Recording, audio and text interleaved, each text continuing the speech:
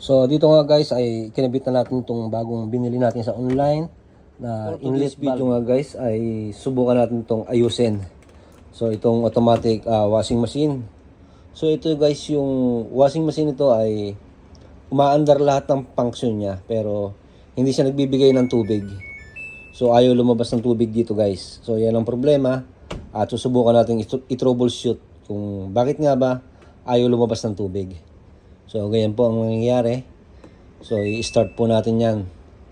At pagkatapos po ay ganyan lang po. Wala po siyang tubig na nilalabas. So na-check na po natin ito dati. At gagawin po natin ngayon. So dito nga guys ay chinek natin itong tubig. Kung mayroon bang lumalabas na tubig sa hose papunta sa likod. So chinek natin yan ay meron naman tubig. So possible na hindi po hose ang sira natin. At meron po tayong power. So gumagana po lahat ng function except dito po sa ating tubig na nilalabas niya. Wala siyang lumalabas. So yan po ang ating i-check. So dito nga guys ay binuksan na natin itong ating cover dito sa ating washing machine. Dahil ayaw gumana ng ating tubig. So hindi siya nagsusupply ng water. So itong ating hose ay okay naman at gumagana.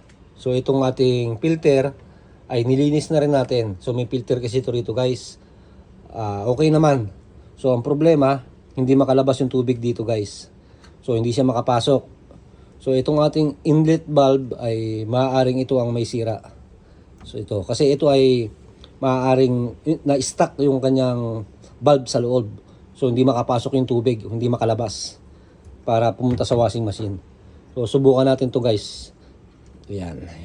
So kadalasan talaga ito ang nasisira sa kanyang mga automatic washing machine pag ayaw lumabas ng tubig. So gumagana naman lahat ng kanyang function.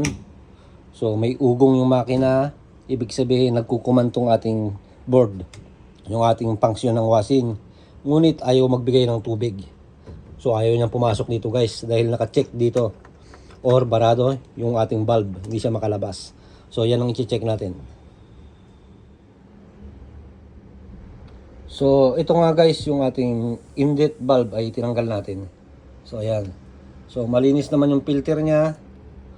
Ang problema ay ayaw lumabas ng tubig. So ayan, ayaw lumabas ng tubig niya. Ibig sabihin maaring na-stuck na tong valve niya sa loob. So ayaw nang gumana, kinalawang na o na-stuck up na siya. So kailangan natin itong palitan. So hindi naman po tayo electronics. So tayo po ay isang electrician pero kahit papaano po ay kaya natin mag-repair ng mga konting diferensya ng mga gamit tulad ng washing, electric pan at mga rice cooker at iba pa. Pero hindi po natin 100% perfect. So ayan na nga po.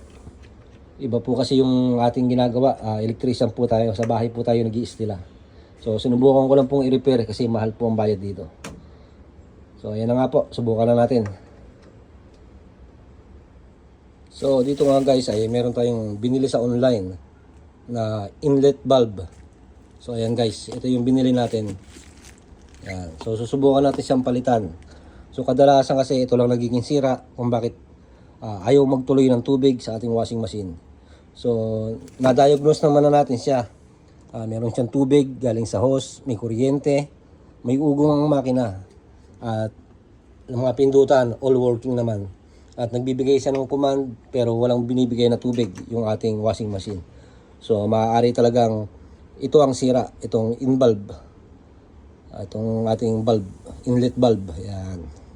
So tara guys, subukan natin palitan.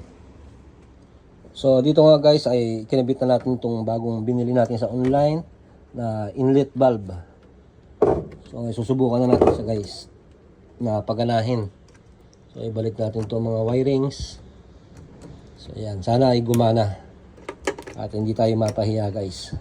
So ito lang naman yung diagnose ko kung bakit ayaw gumana ng tubig, ayaw mag-supply.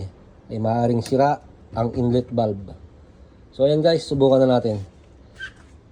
So dito nga guys ay ilalagay na natin itong ating tubig. So try muna natin siya bago natin close.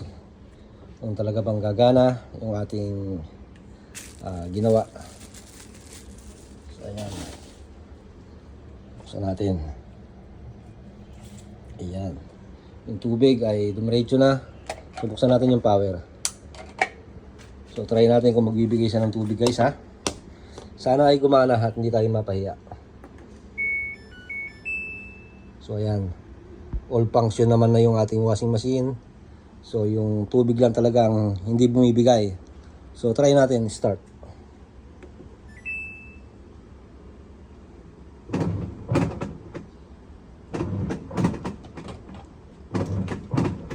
Tingnan natin kung magbibigay na siya ng tubig guys.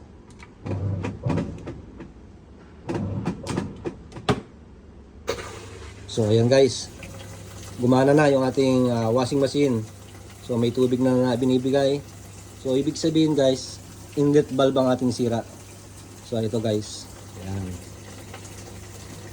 Okay guys, maraming salamat sa panonood. At kung may sira ang inyong washing machine, ayaw magbigay ng tubig pero gumagana lahat ng function at may tubig sa hose. So ito po ang ating sira dyan. So ito pong tinatawag na inlet valve ay yan po yung nagsusupply ng tubig. So maaari pong stuck ang nasa loob, barado yung kanyang valve, yung valve. Meron po kasi yan na pumipigil o nagkukuman para mag-supply ng tubig. At kusa itong humihinto pagtapos na magbigay ng kuman ng ating board, yung ating washing machine. So maraming salamat guys sa panonood.